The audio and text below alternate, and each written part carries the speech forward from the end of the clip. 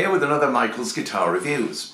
Another unusual one this time. It's an Aria Pro 2 and it's the PE series. Aria Pro 2 PE series. Not a lot of these about. They were made in Korea in the 1990s.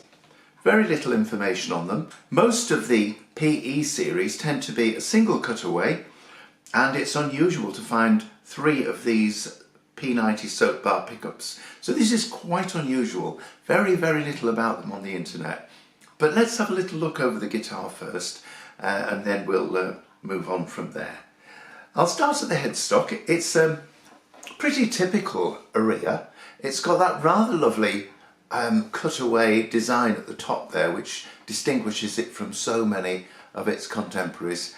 A nice looking headstock, very functional. 3 tuners either side.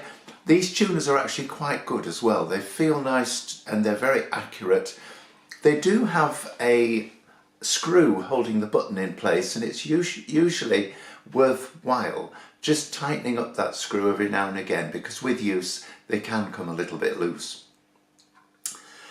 The nut is not good. It's a very poor plasticky polypropylene looking nut. It's not good. It's also cut far too deep for the light gauge strings that are on this guitar.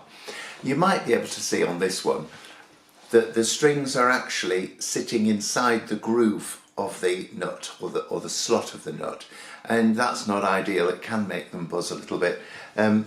Little drawing here for you. If you look, there's a picture of a string, if you like, on this side, which has got a tick above it. That's how it should sit. It should just be slightly proud of the nut slot, whereas on the other side, the one with an X, the string is deeper inside the slot and there's a bit of wiggle room either side, which is not good. So it needs to be sat just proud of the top of the nut slot. So these are a little bit too deep. It's got a C profile with a glossy finish, and the fingerboard looks to be rosewood. The frets are all very nicely finished, and in fact so nice I've just polished them with toothpaste, which is something I do when I change the strings on guitars. I've just put some new strings on this, lightweight ones. Yeah, rosewood fingerboard and the usual dot inlays there with dot position markers on the side. It's a bolt-on neck with 4 screws at the back. A very nice twin cutaway body there. So obviously it's a solid body. There's an access point at the back if you need to get through to the electrics. 3 soap bar, so-called soap bar P90 pickups, and these produce quite a wide range of sounds. I'm going to say a little bit about the bridge in a moment, but I'll just say something first of all about the position selectors. They appear to select in 3 positions, 1 for each pickup. So here we are, come this way, we've got this one, go further away, we've got that one. A rotary volume control, but it's also got a coil tap. So you can make a lot of different sounds by moving the coil tap up or down. Let's talk about the bridge. It's not particularly logical the way it's been designed. Not logical at all. When you insert the strings, they've got to come from this side, behind this pickup, and into a very limited space in order to go through a hole underneath the bridge for it to be pulled through and then over. It's an awkward process, and you will have to kink the end of the string slightly in order to feed it through and get it into the hole. The saddles, 3 of them have a slope facing backwards, and for some reason these 3 have been turned round so that the slope on the saddle faces this way. Why? Perhaps you can tell me. I can't work out the logic to that at all. There is a decent break angle, that's to say the string coming over the saddle goes down at the back, and it makes sense that the slope should follow that break angle. But in the case of these 3 it doesn't, it goes the other way instead. No logic to it at all. The adjuster screws here are very difficult to get into, so when it comes to adjusting the intonation backwards or forwards, it's not an easy process. Adjusting the height of the bridge is done by these two screws, one at either end. And they have behind them, as you can see here, another screw and a space so that the bridge can be moved backwards or forwards and adjusted with the use of that screw there. Why? Surely when they made this guitar they will have had to make calculations to decide where this bridge needs to stop. The adjustment for intonations here, so there's no need to have so much space backwards and forwards here. It doesn't make sense, and it ends up with the bridge being potentially unstable. So, not a great bridge, not a great bridge. I mean, it looks very complicated, but I can't actually see that it really adds that much value. Going back to the controls, we've got your ordinary rotary control for volume here. A coil tap, so you pull the rotary control for tone up or push it down, as well as rotate, and you get quite a wide variety of sounds. Pickup selection appears to be 1, 2, 3, so 1, 2 and 3. The guitar itself is not particularly heavy, so it would be reasonably okay for playing live. But, yeah, otherwise it's a relatively narrow, thin body. Nice colour, decent looking wood grain underneath. Let's see what it sounds like.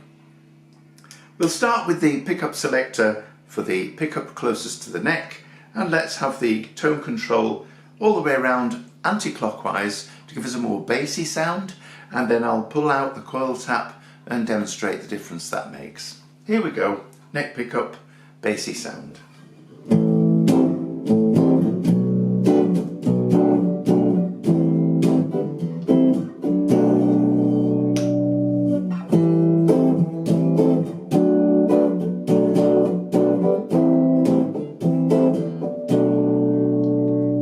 Let's turn the tone control round clockwise for a more treble sound, still on the neck pickup.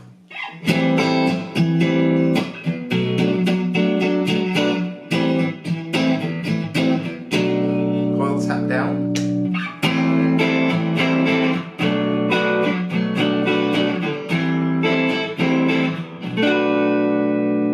Okay, let's now select the central pickup, again starting with the rotary control for tone anti-clockwise for a more bassy sound. Centre pickup, bassy sound.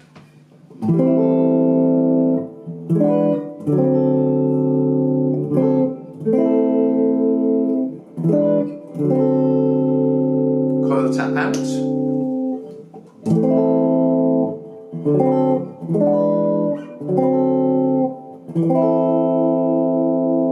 And now let's turn the control for tone all the way around clockwise for a more treble sound, with the coil tap pressed in.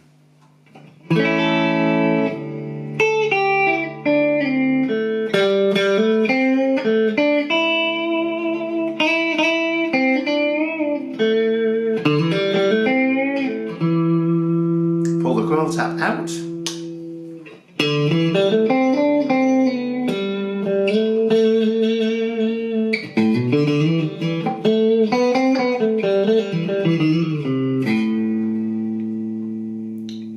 And let's go now all the way down to the pickup closest to the bridge.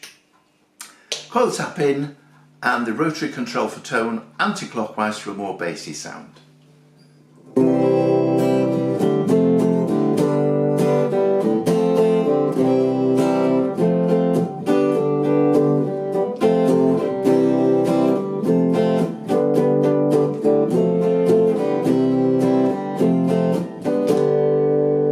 And let's pull the coil tap out.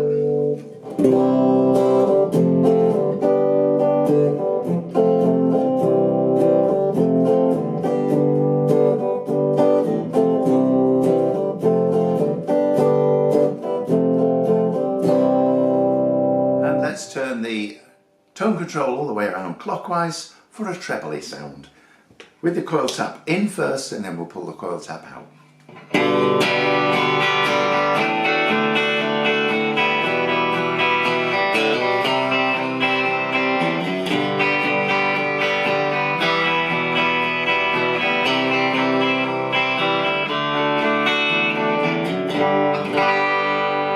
Coil tap out.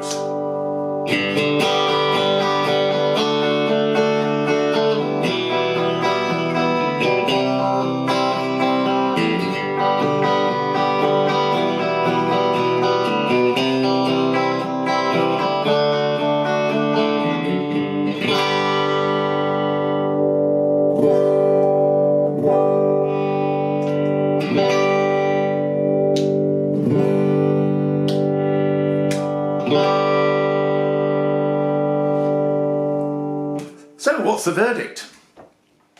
Well, its greatest quality, I think, is the fact that it has a wide variety of sounds.